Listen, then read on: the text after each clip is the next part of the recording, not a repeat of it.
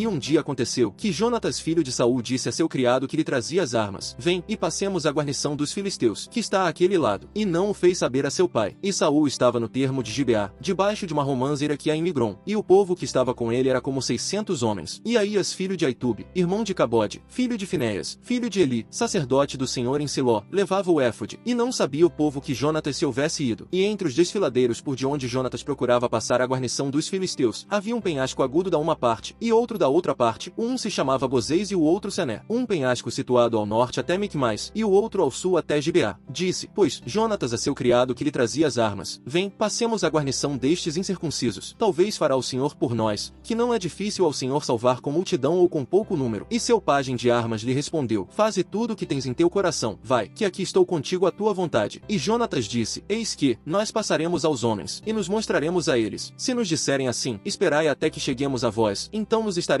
em nosso lugar, e não subiremos a eles. Mas se nos disserem assim: subi a nós, então subiremos, porque o Senhor os entregou em nossas mãos, e isto nos será por sinal. Mostraram-se, pois, ambos à guarnição dos filisteus, e os filisteus disseram: eis que os hebreus, que saem das cavernas em que se haviam escondido. E os homens da guarnição responderam a Jonatas e a seu pajem de armas, e disseram: subi a nós, e vos faremos saber uma coisa. Então Jonatas disse a seu pajem de armas: sobe atrás de mim, que o Senhor os entregou na mão de Israel. E subiu Jonatas escalando com suas mãos e seus pés, e atrás dele seu pajem de armas, e os que caíam diante de Jonatas, seu pajem de armas que ia atrás dele os matava. Esta foi a primeira derrota, na qual Jonatas com seu pajem de armas, mataram como uns 20 homens no espaço de uma meia geira. E houve tremor no acampamento e pelo campo, e entre toda a gente da guarnição, e os que haviam ido a fazer saques, também eles tremeram, e alvoroçou-se a terra. Houve, pois, grande pânico, e as sentinelas de Saul viram desde Gibeá de Benjamim como a multidão estava perturbada, e ia de uma parte a outra, e era desfeita. Então Saul disse ao povo que tinha consigo: reconhecei logo, e olhai quem tenha ido dos nossos. E depois de terem reconhecido, acharam que faltavam Jonatas e seu pajem de armas. E Saul disse a Aías: traze a arca de Deus, porque a arca de Deus estava então com os filhos de Israel. E aconteceu que, estando ainda falando Saul com o sacerdote, o alvoroço que havia no campo dos filisteus se aumentava, e ia crescendo em grande maneira. Então disse Saul ao sacerdote: detém tua mão. E juntando Saul todo o povo que com ele estava, vieram até o lugar da batalha. E eis que a espada de cada um era volta contra seu companheiro, e a mortandade era grande. E os hebreus que haviam estado com os filisteus de tempo antes, e haviam vindo com eles dos arredores ao acampamento, também estes se voltaram a ser com os israelitas que estavam com Saul e com Jonatas. Também todos os israelitas que se haviam escondido no monte de Efraim, ouvindo que os filisteus fugiam, eles também os perseguiram naquela batalha. Assim salvou o Senhor a Israel aquele dia, e chegou o alcance até Bet-Aven. Porém os homens de Israel foram postos em apuros aquele dia, porque Saul havia conjurado ao povo, dizendo: qualquer um que comer pão até a tarde, até que tenha tomado vingança de meus inimigos, seja maldito. E todo o povo não havia provado pão. E todo o povo do país chegou a um bosque de onde havia mel na superfície do campo. Entrou, pois, o povo no bosque, e eis que o mel corria, mas ninguém havia que chegasse a mão à sua boca, porque o povo temia o juramento. Porém Jonatas não havia ouvido quando seu pai conjurou ao povo, e estendeu a ponta de uma vara que trazia em sua mão, e molhou-a em um favo de mel, e chegou sua mão à sua boca, e seus olhos se iluminaram. Então falou um do povo, dizendo: teu pai conjurou expressamente ao povo, dizendo: maldito seja o homem que comer hoje alimento. E o povo desfalecia. E respondeu Jonatas: meu pai perturbou o país. Vede agora como foram aclarados meus olhos, por haver provado um pouco deste mel. Quanto mais se o povo houvesse hoje comido do despojo de seus inimigos que achou, não se haveria feito agora maior estrago nos filisteus? E feriram aquele dia aos filisteus desde Micmais até Aijalon. Mas o povo se cansou muito. Tornou-se, portanto, o povo ao despojo, e tomaram ovelhas e vacas e bezerros, e mataram-nos em terra, e o povo comeu com sangue. E dando-lhe disso aviso a Saul, disseram-lhe: o povo peca contra o Senhor comendo com sangue. E ele disse: vós cometestes transgressão, rolai-me agora aqui uma grande pedra. E Saul voltou a dizer: espalhai-vos pelo povo, e dizei-lhes que me tragam cada um sua vaca, e cada qual sua ovelha, e degolai-os aqui, e comei, e não pecareis contra o Senhor comendo com sangue. E trouxe todo o povo cada qual por sua mão sua vaca aquela noite, e ali degolaram. E edificou Saul altar ao Senhor, o qual altar foi o primeiro que edificou ao Senhor. E disse Saul: desçamos de noite contra os filisteus, e os saquearemos até amanhã, e não deixaremos deles ninguém. E eles disseram: faze o que bem te parecer. Disse logo o sacerdote: acheguemo-nos aqui a Deus. E Saul consultou a Deus: descerei atrás dos filisteus? Os entregarás em mão de Israel? Mas o Senhor não lhe deu resposta aquele dia. Então disse Saul: achegai-vos aqui todos os principais do povo, e sabei e olhai por quem foi hoje este pecado. Porque vive o Senhor, que salva Israel, que se forem meu filho Jonatas, ele morrerá de certo. E não houve em todo o povo quem lhe respondesse. Disse logo a todo Israel: vós estareis a um lado, e eu e Jonatas meu filho estaremos ao outro lado. E o povo respondeu a Saul: faze o que bem te parecer. Então disse Saul ao Senhor Deus de Israel: dá perfeição. E foram tomados tomados Jonatas e Saul, e o povo saiu livre. E Saul disse: lançai sorte entre mim e Jonatas meu filho. E foi tomado Jonatas. Então Saul disse a Jonatas: declara-me que fizeste. E Jonatas se o declarou, e disse: certo que provei com a ponta da vara que trazia em minha mão um pouco de mel, e eis que hei de morrer? E Saul respondeu: assim me faça Deus e assim me acrescente, que sem dúvida morrerás Jonatas. Mas o povo disse a Saul: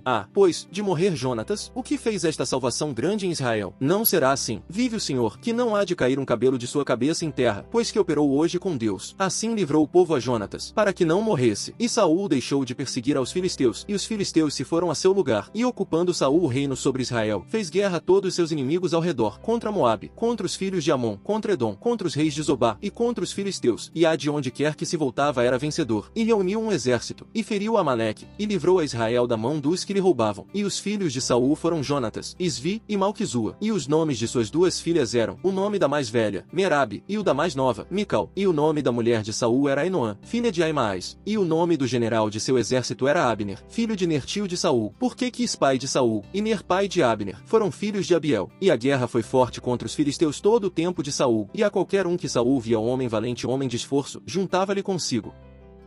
E muitos da multidão creram nele, e diziam: quando Cristo vier, fará ainda mais sinais do que os que este tem feito. Ouviram os fariseus que a multidão murmurava estas coisas sobre ele, e os fariseus e os chefes dos sacerdotes mandaram oficiais para prendê-lo. Disse-lhes, pois, Jesus: ainda um pouco de tempo estou convosco, e então irei para aquele que me enviou. Vós me buscareis, mas não me achareis, e onde eu estou vós não podeis vir. Disseram, pois, os judeus uns aos outros: para onde este se irá, que não o acharemos? Por acaso ele irá aos dispersos entre os gregos, e a ensinar aos gregos? Que palavra é esta que disse: vós me buscareis, mas não me achareis, e onde eu estou vós não podeis vir? E no último e grande dia da festa se pôs Jesus em pé, e exclamou, dizendo: se alguém tem sede, venha a mim, e beba. Quem crê em mim, como diz a Escritura, rios de água viva correrão do interior de seu corpo. E ele disse isto do Espírito que receberiam aqueles que nele acreditassem, pois o Espírito Santo ainda não era vindo, porque Jesus ainda não havia sido glorificado. Então muitos da multidão, ouvindo esta palavra, diziam: verdadeiramente este é o profeta. Outros diziam: este é o Cristo. E outros diziam: por acaso vem o Cristo da Galileia? Não diz a Escritura que o Cristo virá da semente de Davi, e da aldeia de Belém, de onde era Davi? Por isso havia divisão de opiniões na multidão por causa dele. E alguns deles queriam prendê-lo, mas ninguém pôs a mão nele. Vieram, pois, os oficiais dos sacerdotes e fariseus, e eles lhes disseram: por que não o trouxestes? Os oficiais responderam: ninguém jamais falou assim como este homem. Responderam-lhes, pois, os fariseus: estáis vós também enganados? Por acaso algum dos chefes ou dos fariseus creu nele? Mas esta multidão, que não sabe a lei, maldita é. Disse-lhes Nicodemos, o que viera a ele de noite, que era um deles: por acaso nossa lei julga o homem sem primeiro ouvir e entender o que faz? Responderam eles, e disseram: és tu também da Galileia? Pesquisa, e vê que nenhum profeta se levantou da Galileia, e cada um foi para sua casa.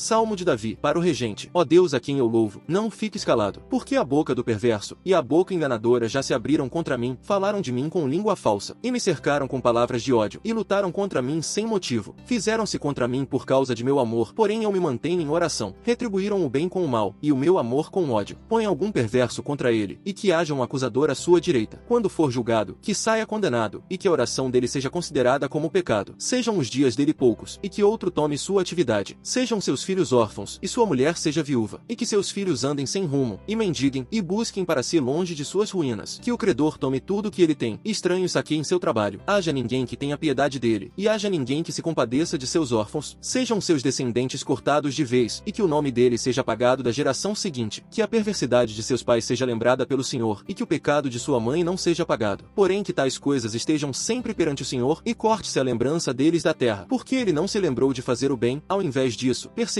ao homem humilde e necessitado, e ao de coração quebrado, para o matar. Já que ele amou a maldição, então que ela lhe sobrevenha, e já que ele não quis a bênção, que esta se afaste dele, e ele seja revestido de maldição, como se lhe fosse sua roupa, como água dentro do seu corpo, e como óleo em seus ossos, que ela seja como uma roupa com que ele se cubra, e como cinto com que ele sempre põe ao seu redor. Isto seja o pagamento do Senhor para os meus adversários, e para os que falam mal contra minha alma. Porém tu, Senhor Deus, me trata bem por causa do teu nome, por ser boa a tua misericórdia. Livra-me, porque estou aflito aflito e necessitado, e meu coração está ferido dentro de mim. Eu vou como a sombra, que declina, estou sendo sacudido como um gafanhoto. Meus joelhos estão fracos de tanto jejuar, minha carne está magra, sem gordura alguma, e eu por ele sou humilhado. Quando me veem, sacodem suas cabeças. Socorre-me, Senhor Deus meu, salva-me conforme a tua bondade, para que saibam que está é a tua mão, e que assim tu a fizeste. Maldigam eles, mas bendize tu, levantem-se eles, mas sejam envergonhados, e o teu servo se alegre. Que meus adversários se vistam de vergonha, e cubram-se com sua própria humilhação, como se fosse uma capa. Agradecerei grandemente ao Senhor com minha boca, e no meio de muitos eu o louvarei, porque ele se põe à direita do necessitado, para o livrar daqueles que atacam a sua alma. O tolo despreza a correção de seu pai, mas aquele que presta atenção à repreensão age com prudência. Na casa do justo há um grande tesouro, mas na renda do perverso há perturbação. Os lábios dos sábios derramam conhecimento, mas o coração dos tolos não age assim.